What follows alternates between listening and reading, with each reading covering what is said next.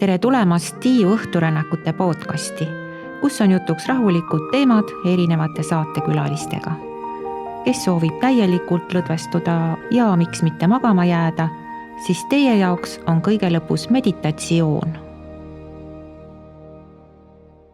Mina olen saatejuht Eha Kruus ja minuga on täna siin kirjastuse Sinisukk juht Marie Edala. Tere Marie! Tere! Tänases podcastis me keskendume teemale, mis sobib hästi uneelseteks mõtisklusteks äkki, aga kuna seal on sees sõna surm, siis võib-olla paljud kuulajad nagu ei suhestu sellega ja võib-olla tahaksid podcasti hoopis kinni panna, aga nendele mina ütlen, et ei. Et kuulake kindlasti ära sellepärast, et me räägime siin surmast täiesti erilisel moel ja sellest, et kuidas see surm annab mõtte meie seni elatud elule. Aga kõigepealt, Marie, palun räägi endast, et kirjastus Sinisukk on loodud juba 1992. aastal. Ja kuidas see asi käis siis ja kuidas teil üldse tänapäeval läheb? Asi käis selles mõttes väga kummaliselt, et ma olin olnud pea 20 aastat Tallinna Tehnikaülikooli keemia laboris, õigemini siis. Ja pärast seda siis Teaduste Akadeemia Keemia Instituudis ja ühel hetkel nägin kuulutust, et otsitakse Sirbi direktorit. Ja otsustasin minna Sirbi direktoriks kandideerima. Läbisin edukalt konkursi ja hakkasime tööle tookord Ilmar Rattusega. Kõik nähtavasti mäletavad tema suurepärast karikatuuri, õigemini mitte tema, aga ajalehes Sitta kah. Ja, karikatuuri tegi Priit Pärn. Just, et me hakkasime tegema jutulehte, mis oli tema niisugune mõte ja idee, mis oli ka olnud siis Eesti Vabariigi ajal, et inimene sai pärast kokku kööti selle raamatuks. Aga kuna olid väga turbulentsed ajad, siis mingi aja pärast tekkis mõte luua kirjastus. Pean tunnistama ausalt öeldes, et ma ei teadnud mitte midagi, mida tähendab luua kirjastus ja Sinisukka esimene nii-öelda baasraha minu meelest oli kas 300 eeki või midagi taolist. Ja krooni, tolle oli kroonid. Ja, nii et selles mõttes nullist ja mitte kusagilt. Ja, ega kellelgi ei olnud tolle ajal kogemust. Ja kuidas teil tänapäeval läheb? Ma arvan, nii nagu kõigil teistel, aeg-ajalt paremini, aeg-ajalt halvemini. Tähendab, tore oleks muidugi see, kui meie raamatukogudele antaks rohkem raha, sellepärast, et see sama probleem, miks raamatute hinnad tõusevad, on ju tiraažid. Rääkimata sellest ma ei arvagi, et iga inimene peaks ostma kõik raamatud, mis ilmuvad endale koju. Aga raamatukogus võiks ikka olla. Kirjastuse nimi on Sinisukk ja see viitab intellektuaalsete huvidega naisele, on ju? Ma arvan küll, kuigi päris algselt olid need tegelikult mehed, keda peeti sinisukkadeks, aga ma arvan, et see, mida meil on ka mitu korda, et kas te olete feministid. Kui feminism tähendab seda, et inimesed armastavad lugemist ja kultuuri, siis kindlasti me oleme feministid. Aga ma arvan, et ei ole oluline kas inimene on meessoost või naissoost, oluline on, kes ta inimesena on ja kas ta tahab elus ka midagi ära teha, heas mõttes, mitte karjääri mõttes. Ma kuulsin, et sa just tulid Frankfurdi messilt, kus sa vist ostsid omale seljakoti täie või veelgi rohkem põnevaid välismaa raamatuid, mida me kunagi siis saame lugema hakata. Aga kuidas sattus sinu huviorbiiti see Sam Barnia raamat? Teadlik surmaseisund? Tähendab, ma olen kogu aeg tegelikult arvanud, et kui on olemas energiajäävuse seadus, siis on kindlasti ka intellektuaalse energiajäävuse seadus. Aga mõned aastad tagasi otsustasime uuesti minna ülikooli. Ja ma läksin usuteaduskonda, sellepärast siis, kui ma õppisin filoloogias, siis põhimõtteliselt piiblist ju ei räägitud. Ja ma ei ole usklik inimene, selles mõttes ma tahtsin vaadata ja näha, mis tegelikult on nende kaante vahel, mis on need ideed ja tegelikult räägime ikkagi, et piibel ja piiblilood, need on ju meie kultuuri ja kunsti ja kõige alus olnud. Just. Ja meil oli tegelikult selline kursus, et teadus ja religioon, äärmiselt huvitav. ja sealt tuli Moody raamat Elu pärast surma, kus Moody oli täpselt samuti hakanud uurima neid seisundeid, inimesed, kes toodi tagasi siis või tulid tagasi õigemini. Ja mõni aasta hiljem, kuna meile saadetakse pidevalt, saadavad ka agendid käsikirju, siis tuli see Barni raamat. Ma tegelikult olin mõelnud teha uuesti uus trükki Moodis, sest Moody ilmus 75. aastal, sel aasta sai 50 aastat juubel. Korra segan vahel, inimesed, kes tulid tagasi, sa mõtled nüüd, need on need inimesed, kes olid nagu põhimõtteliselt surnud, aga nad päästeti ellu tagasi või nad tulid ise ellu tagasi, eks ju? No me võime seda käsitleda selleni, et me tuleme ise tagasi, et meid päästetakse. Selge on see, et me mingil hetkel öeldakse nendele inimestele vähemalt nende tunnistuste järgi, et su elu, töö on pooleli, sa pead tagasi minema. Et kuidas me nüüd seda käsitleme, kas neid toodi tagasi või neid ei toodud tagasi. Et siin on kindlasti 2 osapoolt. Võib-olla nad ei oleks saanud tulla tagasi, kui ei oleks aidatud ka siinpool neid. Sest mõnikord ju elustatakse, kõik on nagu korrektne, aga inimene ei tule tagasi. Aga teine kord tuleb ta ise ilma elustamata tagasi. No ma arvan, et siin ongi see kitsaskoht ja ma arvan, et see sama Barni raamat, miks mulle pakkus see väga huvi, et me võime rääkida, et see on mingi müstika, esoteerika, aga kui selle taga on teadustöö, kui selle taga on aparaadid, siis minu meelest see on natuke enamat siiski. Ja ma arvan, tihtipeale inimesed ütlevad müstika ja et seda ei ole võimalik. No ma arvan, et ka keskajal, kui lennuk oleks lennanud inimeste peakool, nad oleksid mõelnud, et mis see nüüd siis on. Ja see on mingi võimatu või saatan või? Ja, et ma arvan, et ei ole selles mõttes müstikat, on asju, mida me veel ei oska seletada. No vaatame igasugust astrofüüsikat ja kui palju me nagu sellest aru saame, kui nad meile räägivad. Kogu galaktika ja me võime rääkida näiteks lõpmatusest, et tore on, et on lõpmatus, mis on lõpmatuse taga. Nii et ma arvan, et selles mõttes see raamat on väga huvitav. Ja natuke mul oli hirm, kui ma lugesin, et kõik on nagu nii hästi ja tore seal teisel pool, et äkki inimesed tahavadki ära minna. Mis ma siin vaevlen siis. Aga õnneks on siin ka selline toodud ära näide, kus üks mees proovis enesetappu teha, tal ei õnnestunud. See oli raamatupidaja, kellel siis kõik läks pahasti. Ja ta otsustas, et ta ei piina enam oma lapsi, sest et ta oli tänu murele hakanud jooma. Ja siis talle näidati seal niisugust süngete inimeste kogumit. Ja öeldi, et vaata, mitte midagi ei oleks lahenenud. Sa oleks pidanud edasi sellega tegelema. Ehk siis asja mõte on see, et inimene peab ise oma arengud ja probleemid läbi tegema. Ja kui ta selle korraga ei saa hakkama, siis ta saab teist korda seda teha.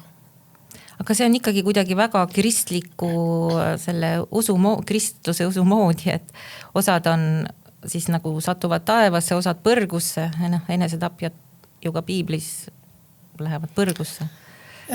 Ma arvan, et see ei ole päris selline käsitlus, et kui ma mõtlesin ka selle läbi, et kui me räägime tõesti usust, siis seal on ju Jumal, kes otsustab nagu, et kas me oleme hästi teinud või halvasti teinud, et keegi väljast poolt selle raamatu põhjal, mis on isegi nagu, ma arvan, palju õudsem, et otsustate ise, ehk siis need emotsioonid, mida te olete tekitanud teistele või siis teised teile, et need tulevad läbi enda.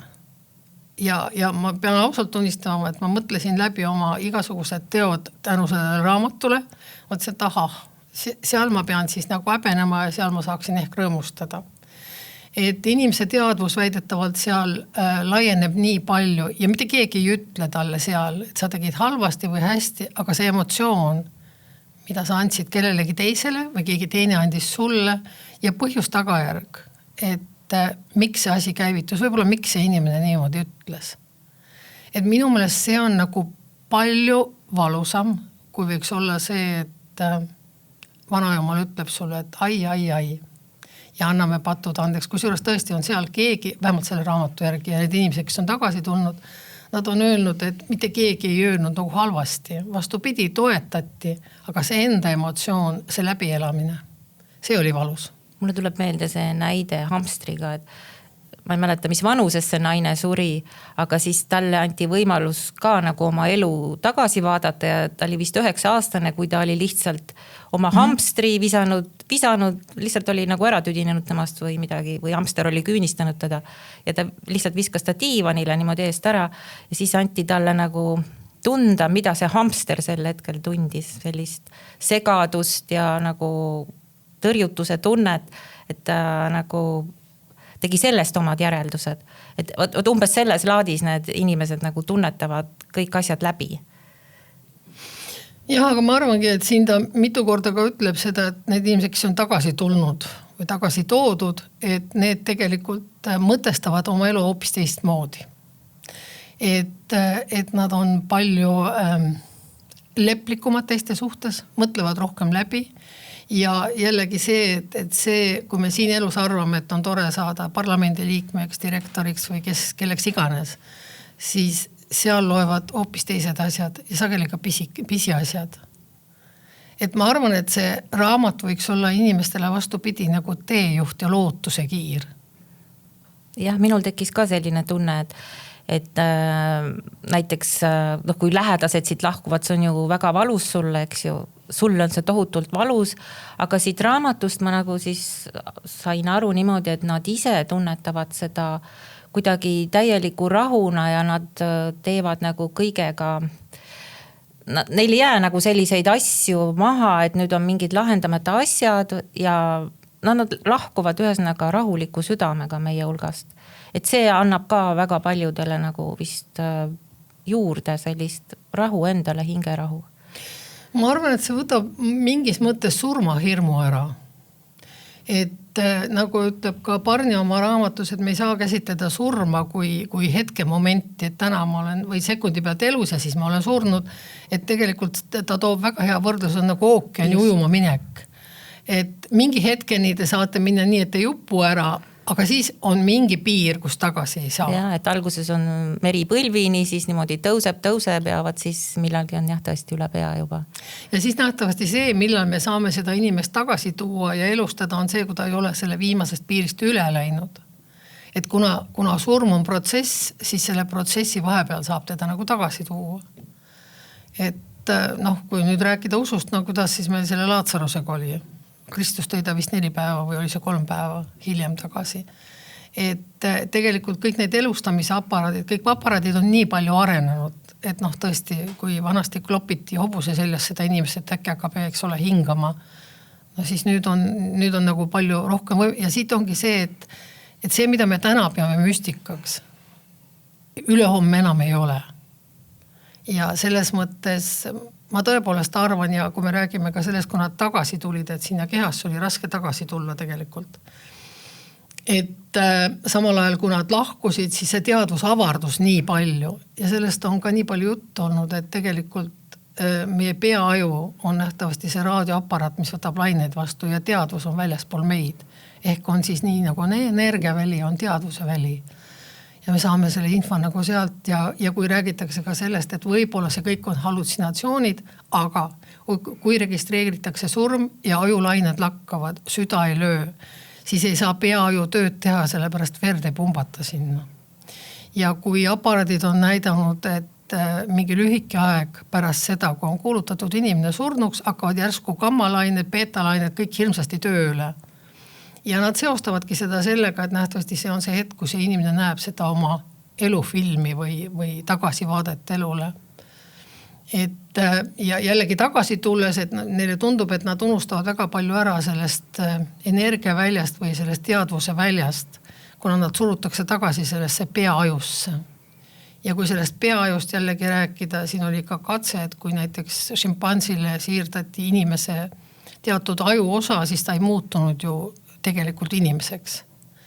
Et äkki me võime siit teha siiski paralleeli, et aju on samasugune keerukam, aga samasugune elu nagu on maks, kops ja kõik muud. Jah, ja et ajuga on selline lugu, et kui verevarustus lakkab, siis ka ju põhimõtteliselt peaks aju töö lakkama, just. Aga ta tegi, mitte tema ei teinud, aga üks teine teadlane tegi katseid seaajudega, et ta võttis tapamajast nagu seaajusid ja need elasid veel mingi teatud aja, ma ei tea, olid need mingid tunnid või isegi päevad. Et tähendab, aju oli elus, ehkki siga seal küljes enam polnud. Ja siis ta teeb järelduse, et mis asi hoiab siis tegelikult seda aju elus, et need ongi need elektromagnetlained ehk siis energiavoog, mis siis hakkab seda aju elus hoidma? No kahtlemata on inimeste ja loomadega natuke keerukam, et me inimeste peale ei saa teatud katseid ju teha. Loomulik. Aga küsimus on selles, et nende loomkatsete peal nad on siiski tuvastanud ka selle, et me saame hoida ka organeid kauem elus. Et miks sellest kõigest nii palju ei räägita, eks see on ka eetika, seaduse küsimus, et kui me võtame kelleltki maksa ja siirdame, siis sellega juriidilisi nagu kaasused ja kaasne. Kui me nüüd võtaksime aju ja siirdaksime, et kas siis muutub selle inimese isiksus. No. Seda pole vist kunagi tehtud? On vist katsetatud mingid aju osakesi ja jällegi me ei saa inimkatseid väga teha. Võib-olla mingil hetkel on siiski, ja ma arvan, et võib-olla neid asju on ka proovitud, et mingid kahjustatud aju osasid nagu taastada. Aga jällegi sellest minu meelest tuleneb see, et aju on ka organ. Aju ei ole mina ega sina. Ehk see mina ja sina on kuskil väljaspool seda. Nii et selles mõttes mulle tundub, et see raamat on natukene võimsamgi võib-olla kui piibliraamat.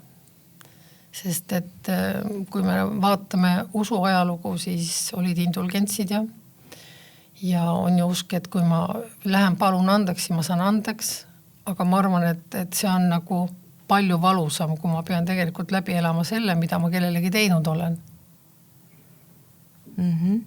Ja siis meil jäi vist ütlemata, et see Sam Barnia on tegelikult arst ja teadlane, et ta ei ole mingi usutaust, ma ei pannud küll tähele, kas ta on usklik ise või ei ole.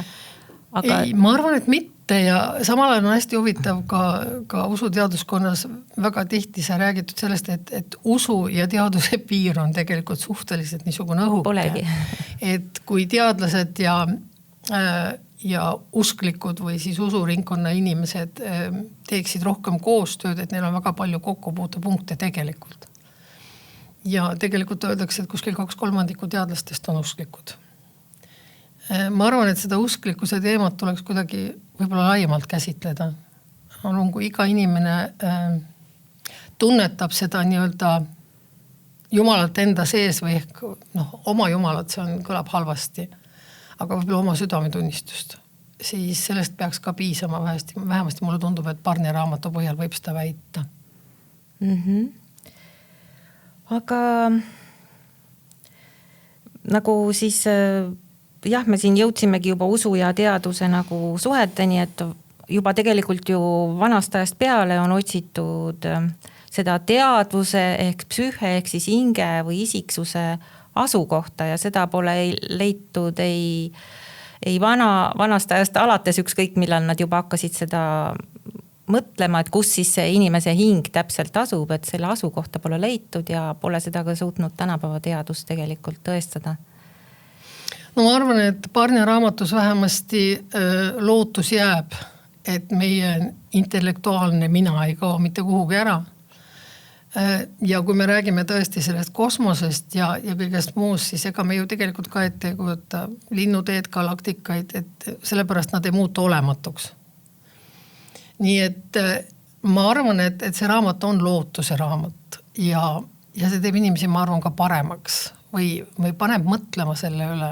Et võib-olla kui me mõtleme seda, et Jumal ja põrgu ja taevas on kuskil kaugel, siis see oma südametunnistus on hästi lähedal. See on lähedal ja selle eest pole küll kuskile pääsu, jah?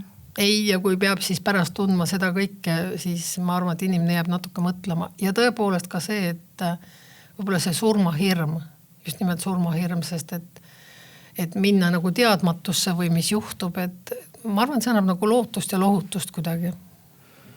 Ja üks näide, mille ta tõi, oli see lennuk, mis sõitis kuskilt Ameerikast Singapuri, et ta võrdles inimese elu selle lennuga, et mida siis inimene tahab. Ta tahab, et see lend oleks mugav ja nõuab stjuardessilt seda teist ja kolmandat. Aga ta tegelikult ei mõtle, et see on selline ajutine. Et kas on vaja ajada taga, ma ei tea, seda rikkust ja ma ei tea, karjääri ja mida siin inimesed kõik asju igasuguseid. Et kas sellel lõpuks ongi mingit mõtet üldse? No need inimesed, kes on tagasi tulnud või tagasi toodud, need on ilmselgelt näidanud seda, et kõik see, mida me enne seda arvasime, kuhu poole nagu pürgisime, et see ei olnud nagu väga palju seda väärt. Et tõesti muutub nagu moraali, et tegelikult eetika ja moraal on see, mis jääb. ja mulle hästi meeldib, see ei ole seotud selle raamatuga, aga oli üks ütlus, mida ütles üks majakavaht, et tema ema ütles, et tead sa, et surisärgil ei ole taskuid. Kaasa ei saa midagi võtta. Küll aga me saame kaasa võtta emotsioonid. Ja. Et see on nagu tõsiselt väga tähtis ja need 3 niisugust näidet, mida ma ka mõtlesin, mis olid hästi tähtsad, oli siis üks noor inimene, kes jäi lumetormi ja põhimõtteliselt ta kell 14:32 tunnistati surnuks. Ta jõudis haiglasse 17:30 ja ta ärkas ellu, ehk süda hakkas lööma 21:47, mis tähendab 7 tundi surma. Tal ei ole mingit ajukahjustust. Samuti Mary O'Neill, kes on ise kirurg-ortopeed, kes kärestikus jäi süsta alla, ta mäletas, tähendab, väga omapärane oli see, et ta tegelikult suutis pidevalt jälgida iseenda nagu mõtteid, et ta teadis, et ta peab selle süstaga sealt ära, ta teadis väga hästi, et ta ei saa ellu jääda, sest ta on liiga kaua juba seal all. Ja. Aga jällegi siin võib-olla ka natukene oleneb sellest, mis teil pooleli jäi, kes teid ootas, et ta kuulis, kuidas sõbrad teda palusid. Ja ta toodi ka elule ja võib-olla hästi tähtis on Robert Montgomery, kelle siis tegelikult perekonnas oli südamehaigus ja kes 7 korda suutis ära käia, sest süda seiskus. Kuna ta oli ise kirurg ja elundi siirdamise keskuse juht, siis ta ei võtnud nii-öelda järjekorra väliselt ja siis kui tuli ka järjekord, ütles, et ei, ma tahan saada C-hepatiidi südand, sest et ma tean, et C-hepatiidist on võimalik välja ravida. Ja näidata seda, et me võiksime kasutada ka neid organeid või nende inimeste organeid, kes on surnud ja aidata sellega teisi. Aga kõigi nende asjade puhul jällegi, kui me räägime sellest, et me suudame organeid ja me suudame inimesi elustada, siis hakkab tekkima see küsimus, keda me elustame. Ja kõik tahaks oma... Mis see kõik maksta võib? See on asja üks pool, aga me kõik ju tahaks, kui meie ema või isa või lähedane on, mis siis, et ta on väga haige ja vana. Me ju tegelikult tahaks, et ta elaks. Natuke ka egoism, võib-olla temal oleks kergem, aga me ju tahaks teda näha. Et keda me siis elustame? Kas me elustame seda 30 või 25 aastast jalgpallurit? No kindlasti eelistatakse seda, ma arvan. Jah, aga siin on ka küsimus selles, et kui ma olen tõesti parandamatult haige, miks te pikendate minu nagu selles mõttes maapealseid piinu? Et siit tekib nii palju eetilisi küsimusi ja tänu sellele ei räägita ja kindlasti ka usuringkonnad ei taha rääkida sellest väga palju. Et ma arvan, et asjad alati arenevad edasi ja nagu ütles ka Platon, et inimesed nägid, see on see koopa näide, kus inimesed nägid siis neid varje, aga tegelikult ei näinud tegelikkust. Et ma arvan, väga tihti me tegelikkust ei näe või veel ei näe ja võib-olla me ei ole jõudnud nii targaks, et meile seda näidatakse. Äkki meil ei olegi neid võimalusi antud, me lihtsalt ei näe neid dimensioone, mis veel on olemas. Kindlasti mitte, sellepärast, et kui me räägime praegu 3-mõõtmelisest, aga räägitakse juba 4 ja 5 mõõtme, me ei kujuta seda ette, mida. Seal oli väga tore näide sellest kodanik Ruudust, kes nägi 2-mõõtmelist ja pidevalt kettad olid siis kas suured või väikesed. Ja kui ta sattus 3-mõõtmelist, siis ta nägi järsku kera. Et see oli nagu üllatus. No meile võib ka neid üllatusi olla ikka kõvasti veel. Aga suur aitäh, Marie, meie aeg hakkab läbi saama. Et soovitan kätte võtta selle sama raamatu ja võib-olla ise siit täpsemalt lugeda. Aga teie jätame hüvasti ja nüüd jääge veel meiega, sest järgneb 5 minuti meditatsioon elu ja vaikuse piiril. Aitäh! Aitäh! Pärast tänast vestlust kutsun sind hetkeks peatuma. Kõik, millest me rääkisime, elu ja surma piir, teadvuse saladused, rahu ja hirm, võib nüüd tasapisi settida. Sul pole praegu vaja midagi otsustada. Lihtsalt kuula ja luba endal olla siin, praegu, hingamas ja elus. Võta mugav asend, sule silmad ja lase end viia väikesele sisemisele rännakule. Rännakule, mis viib elu ja vaikuse piirile.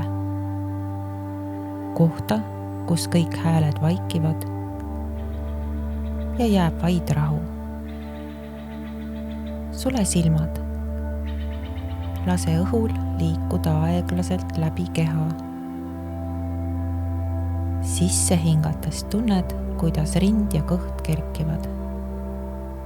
Välja hingates vajub kogu raskus õlgadelt maha. Kõik, mis täna oli, võib nüüd lihtsalt olla. Pole vaja enam midagi teha, öelda ega mõelda. Kujuta ette, et seisad mere ääres. On õhtu, taevas on pehme sinine ja päike on just kadumas horisondi taha. Laine liigub aeglaselt ja rahulikult. Nagu su hingamine. Iga laine, mis kaldale jõuab, meenutab eluhetke. Mõnda rõõmu, mõnda kurbust, mõnda hetke, mil tundsid end päriselt elavana. Ja iga laine, mis tagasi merele libiseb, võtab need hetked endaga kaasa. Mitte neid ära kaotama, vaid muutuma uueks osaks suuremast tervikust. Mõtle hetkeks oma elule, sellele, kui habras ja samas kui imepärane see on. Iga südamelöök on kingitus. Iga hingetõmme märk sellest, et oled veel siin. Võib-olla ei olegi surm hetk, vaid protsess. Võib-olla on eluga samamoodi. Seegi on ilma kindla alguseta katkematu vool, mis kulgeb läbi erinevate seisundite. Kui sa nüüd kuulad vaikust enda ümber, proovi tajuda, et see pole tühjus. See on ruum, kus kõik rahuneb ja omandab tähenduse. Selles vaikuses ei ole hirmu ega kiirustamist, vaid vastu vaidlematu teadmine, et kõik on õigel kohal ja toimub õigel ajal. Hinga sügavalt sisse ja välja. Lase kehal lõdvestuda. Su mõtted võivad tulla ja minna nagu tuulepuhangud mere kohal. Sa ei pea neid mõistma ega peatama. Lihtsalt vaata, kuidas need ilmuvad ja hajuvad. Kui kord saabub hetk, mil su keha väsib ja süda jääb vaikseks, siis ehk on see sama tunne nagu praegu. Kerge libisemine rahusse. Vaikne teadmine, et miski sinu sees jääb. Teadvus, valgus, hing. Polegi tähtis, kuidas seda nimetada. Oluline on tunne, et kõik, mida oled kogenud, on tähenduslik ja jääb osaks suuremast tervikust. Hinga veel üks kord sügavalt sisse ja välja. Tunne, kuidas sinu sees on nüüd rahu, mis ei vaja seletust. See rahu on elu teine pool. Sama tõeline ja sama ilus kui elu ise. Jää sellesse vaikusesse mõneks hetkeks, olles teadlik, et elu ja surm on vaid ühe hingetõmbe 2 otsa. Ja sina oled nende vahel. Elus, kohal, ärkvel.